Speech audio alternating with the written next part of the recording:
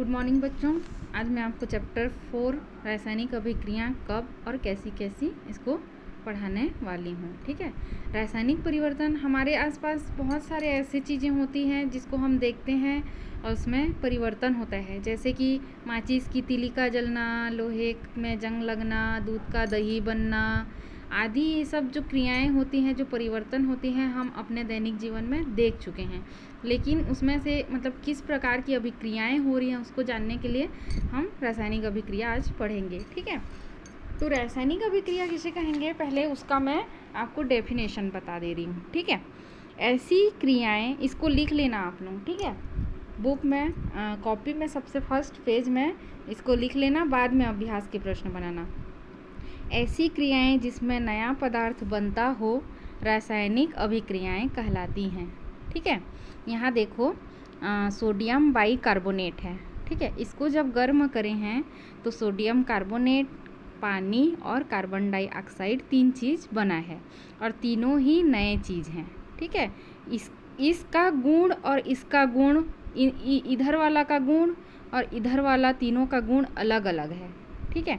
तो रासायनिक अभिक्रिया यहाँ पे हो रही है, किसे कहते हैं? रासायनिक अभिक्रिया जिसमें नया पदार्थ बनता है वो रासायनिक अभिक्रिया कहलाता है। ठीक है।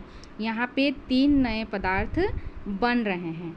अब किसी भी अभिक्रिया में जो बाएं तरफ होता है, ठीक है, जो अभिक्रिया में भाग लेता है उसको क्या कहते हैं? अभिकारक कहते हैं।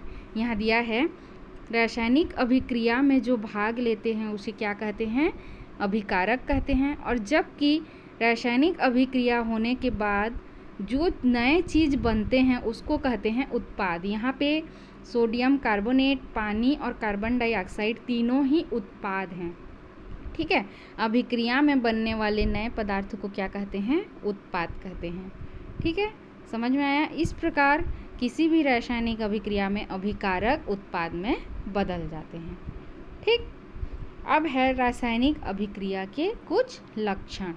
जब भी कोई रासायनिक अभिक्रिया होता है, ठीक है, यहाँ पे लिखा है देखो, गर्म करने पर, मतलब हम इस चीज़ को ऊष्मा दे रहे हैं मतलब यहाँ ऊष्मा का क्या हो रहा है? अवशोषण हो रहा है। ठीक है। वहाँ पे वो ऊष्मा को खींच रहा है। ठीक है। तो किसी भी रासायनिक अभिक्रिया होने के लिए ऊष्मा का अवशोषण या ऊष्मा का उत्सर्जन होता है। अवशोषण माने होता है ऊष्मा देना और उत्सर्जन माने होता है ऊष्मा निकलना। ठीक है। तो रासायनिक अभिक्रिया के लक्षण में ये पहला चीज़ है, यहाँ दिया है किसी भी रासायनिक अभिक्रिया में क्या है? ऊष्मा का अगर अवशोषण होता है तो उसे ऊष्माशोषी अभिक्रिया कहते हैं। ठीक है। रासायनिक अभिक्रिया में ऊष्मा का अवशोषण होने पर वो ऊष्माशोषी अभिक्रिया कहलाएगी। ये जो अभिक्रिया दिखाया गया है ये ऊष्माशोषी अभिक्रिया का उदाहरण है। ठीक है। उसके बाद है, अगर रासायनिक अभिक्रिया के फलस्वरूप ऊष्मा का उत्सर्जन होता है, ठीक है, ऊष्मा का उत्सर्जन होता है तो उसे क्या कहते हैं? ऊष्माक्षेपी अभिक्रिया कहते हैं। ठीक। जैसे अगर पानी में हम अनबुझा चूना मिला देते हैं ना, तो वो थोड़ी देर के लिए गर्म हो जाता है, वहाँ पे ऊष्मा का उत्सर्जन होता है। या फिर किसी भी जैसे सल्फ्यूरिक अम्ल में हम पानी मिला देते हैं तो भी वहाँ ऊष्मा का उत्सर्जन होता है। तो वहाँ पे जो अभिक्रिया होती है वो ऊष्माक्षेपी अभिक्रिया होती है। ठीक है। ऊष्माशोषी और ऊष्माक्षेपी। शोषी माने सोखना, यहाँ ऊष्मा का क्या हो रहा है? अवशोषण हो रहा है। और ऊष्मा का उत्सर्जन होता है तो उसे ऊष्माक्षेपी अभिक्रिया कहते हैं। ठीक है। उसके बाद है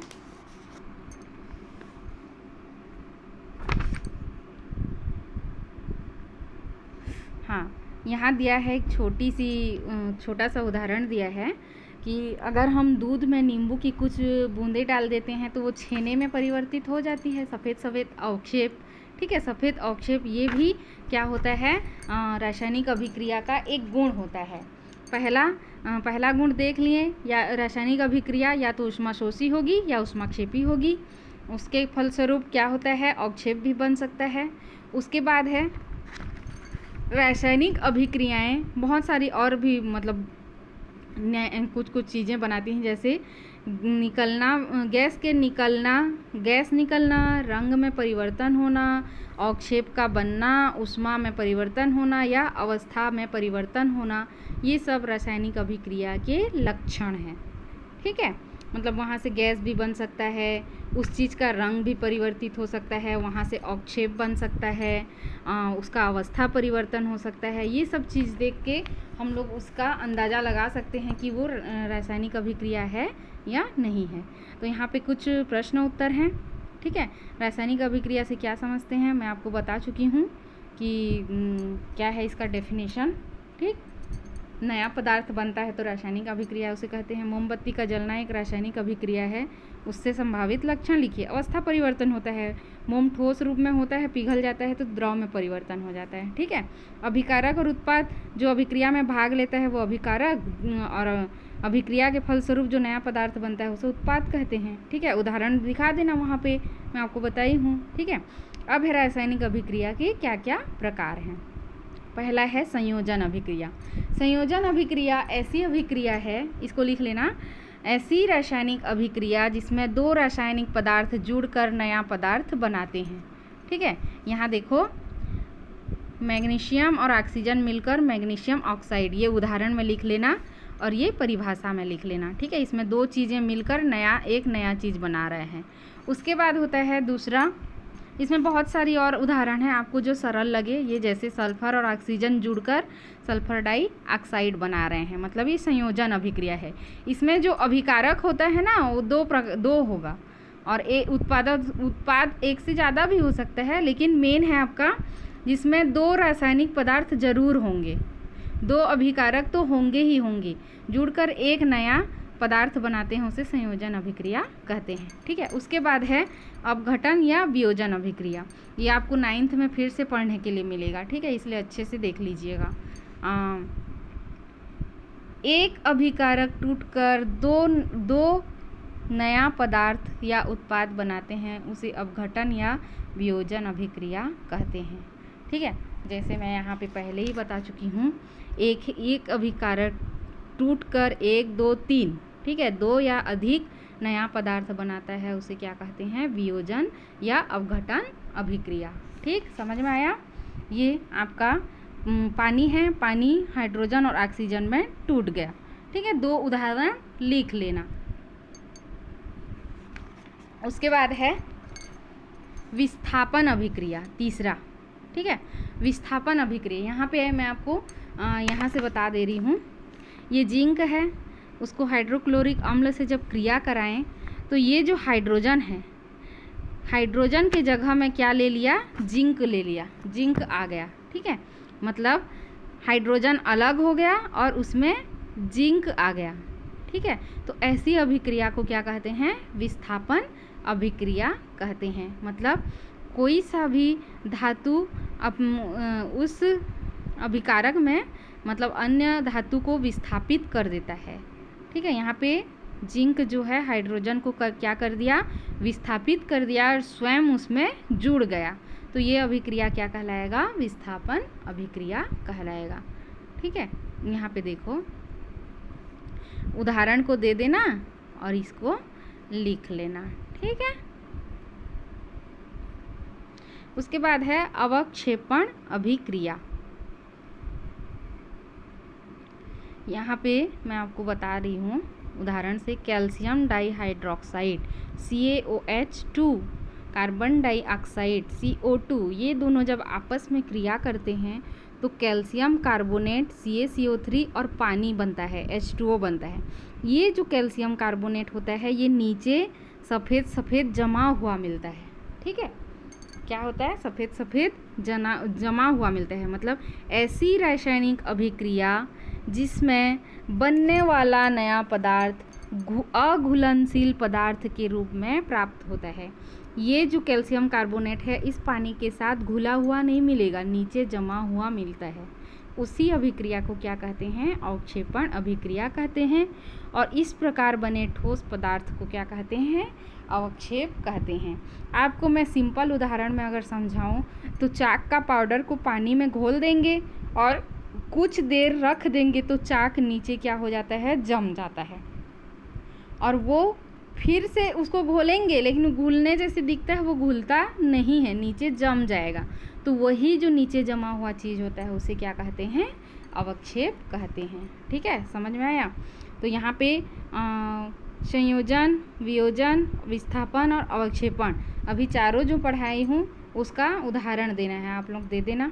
ठीक है, पढ़ा चुकी हूँ। यदि चूने का पानी बनाकर उसे खुला छोड़ दिया जाए तो अगले दिन उसमें क्या परिवर्तन होगा और क्यों? ठीक है, वहाँ पे क्या होगा? अवक्षेप हमको प्राप्त होगा। क्यों प्राप्त होगा? क्योंकि वहाँ पे अवक्षेपण अभिक्रिया हो जाएगा और वो अघुलनशील होता है। ठीक है, उसके बाद है उदासीनीकरण अभिक्रिया। उदासीनीकरण अभिक्रिया जो होता है उसमें सीधा याद रखना, जब अम्ल और क्षार की आपस में क्रिया होता है तो लवण और पानी बनता है। इसे ही क्या कहते हैं? उदासीनीकरण अभिक्रिया कहते हैं। ये 10वीं में है, इसे अच्छे से देख लीजिएगा। ठीक है, ये जो है क्षार है और ये अम्ल है, ये दोनों आपस में मिलके NaCl जिसको हम नमक बोलते हैं या लवण बोलते हैं बन रहा है और पानी बन रहा है। ये जो उदाहरण है सबसे इम्पॉर्टेंट है, आपको 10वीं तक पढ़ने को मिलेगा। ठीक है, तो आपको बस इतना याद रखना है, अम्ल और क्षार आपस में क्रिया करते हैं तो लवण और पानी बनता है। इस अभिक्रिया को क्या कहते हैं? उदासीनीकरण अभिक्रिया कहते हैं। ठीक है, अब है ऑक्सीकरण या ऑक्सीकरण अपचयन अभिक्रिया। ऑक्सीकरण अभिक्रिया किसे कहते हैं? किसी पदार्थ का ऑक्सीजन से संयोजन या जिसमें ऑक्सीजन जुड़ता है वहाँ ऑक्सीकरण अभिक्रिया होता है। यहाँ देख रहे हैं सल्फर के साथ ऑक्सीजन जुड़ रहा है और सल्फर डाइऑक्साइड बन रहा है, तो यहाँ ऑक्सीकरण, यह अभिक्रिया जो है ऑक्सीकरण अभिक्रिया कहलाएगा। उसका जस्ट उल्टा, अगर किसी यौगिक में ऑक्सीजन की कमी हो जाती है तो वो अपचयन कहलाती है। ठीक है, यहाँ देखो मर्क्यूरिक ऑक्साइड है, वहाँ मरकरी अलग हो गया और ऑक्सीजन अलग हो गया, ऑक्सीजन की कमी हो गई यहाँ पे, तो यहाँ पे क्या हो गया? ये अपचयन अभिक्रिया है। इसको और एक तरीके से भी समझ सकते हैं, हाइड्रोजन के जुड़ने और अलग होने से। ठीक है, यहाँ पे देखो लिखा है हाइड्रोजन की कमी और हाइड्रोजन के योग से भी परिभाषित किया जाता है। देखो यहाँ पे अमोनिया है, यहाँ से हाइड्रोजन अलग हो गया है। हाइड्रोजन अलग होना या ऑक्सीजन का जुड़ना, ये दोनों सेम बात है। हाइड्रोजन अलग होना या ऑक्सीजन का जुड़ना वो क्या होता है? ऑक्सीकरण कहलाता है। या हाइड्रोजन का अलग होना, ऑक्सीजन का जुड़ना और हाइड्रोजन का अलग होना ऑक्सीकरण कहलाएगा। या फिर हाइड्रोजन का जुड़ना और ऑक्सीजन का अलग होना वो क्या कहलाएगा? अपचयन अभिक्रिया कहलाएगा। ये दो तरीके से है, बाकी आप ये वाला अगर समझोगे तो ज़्यादा अच्छा है। ये भी इसको आपको समझना ही पड़ेगा, 10वीं में आपको पढ़ना ही पड़ेगा। ठीक है, हाइड्रोजन अगर जुड़ता है तो वहाँ अपचयन होता है और अलग होता है तो ऑक्सीकरण होता है, और ऑक्सीजन जुड़ता है तो ऑक्सीकरण होता है और अलग होता है तो अपचयन होता है। ठीक है, उसके बाद है थोड़ा सा है जैव रासायनिक अभिक्रिया किसे कहते हैं। तो सभी जीव जंतुओं में कुछ न कुछ अभिक्रियाएं होती रहती हैं। सूक्ष्म जीवाणु जिसमें भाग लेते हैं, जैसे भोजन का सड़ना, ठीक है, दही का जमना, इसमें छोटे छोटे जीवाणु भाग लेते हैं, रासायनिक क्रियाएं करते हैं, तभी नया चीज़ बनता है, तो उसे क्या कहेंगे? जैव रासायनिक अभिक्रिया। जिसमें जीवाणु, सूक्ष्म जीव या जीवाणु भाग लेते हैं उसे जैव रासायनिक अभिक्रिया कहते हैं। ठीक है, तो इस प्रकार हमारे दैनिक जीवन में रासायनिक अभिक्रियाएं होती रहती हैं। यह हमारे जीवन का महत्वपूर्ण अंग होता है। ठीक है, जिसके कारण ही हमारा जैसे हमारे भोजन का पाचन, ठीक है, हमारे भोजन के पाचन में भी बहुत सारे छोटे छोटे बैक्टीरिया भाग लेते हैं, तभी जाके हमारे भोजन का पाचन होता है। वैसे ही बहुत बड़े बड़े उद्योगों में क्या होता है? रासायनिक अभिक्रिया होती है, जिसके कारण ही हमें दवाई, कीटनाशक, पेंट, पॉलिश, सीमेंट, साबुन आदि चीज़ें मिलती है। ठीक है, अब है ये आपका कुछ क्वेश्चन आंसर है। ठीक है, इसको आप लोग बना लीजिएगा। उदासीनीकरण अभिक्रिया में अभी बताई हूँ आपको क्या होता है, अवक्षेप क्या होता है। ऐसी रासायनिक अभिक्रिया लिखिए जिसमें अवक्षेप का निर्माण होता है। मैं यहाँ पे आपको बता दी हूँ, कैल्शियम डाइहाइड्रोक्साइड कार्बन डाइऑक्साइड जुड़ के क्या बनाते हैं, कैल्शियम कार्बोनेट और पानी बनाते हैं, ये उसी का उदाहरण है। ऑक्सीजन और अपचयन अभिक्रिया को अभी बताई हूँ, उसको लिख लेना, ठीक है। उसके बाद है, मैं आपका यहाँ पे क्वेश्चन आंसर भी बता दे रही हूँ। ये कौन सा अभिक्रिया है, उदासीनीकरण। दहन के समय ऑक्सीजन जुड़ना ऑक्सीकरण होता है। कौन सा रासायनिक अभिक्रिया का गुण नहीं है नया पदार्थ न बनना। रासायनिक अभिक्रिया में नया पदार्थ बनता ही है, ठीक है। और ये है आपका ये अपघटन अभिक्रिया है। मैं सबको लिख दी हूँ, आप लोग देख लीजिएगा और लिख लीजिएगा, ठीक है, जितना भी बनता है। बाकी मैं आपको अगले वीडियो में बताऊँगी, ठीक है, देख लो।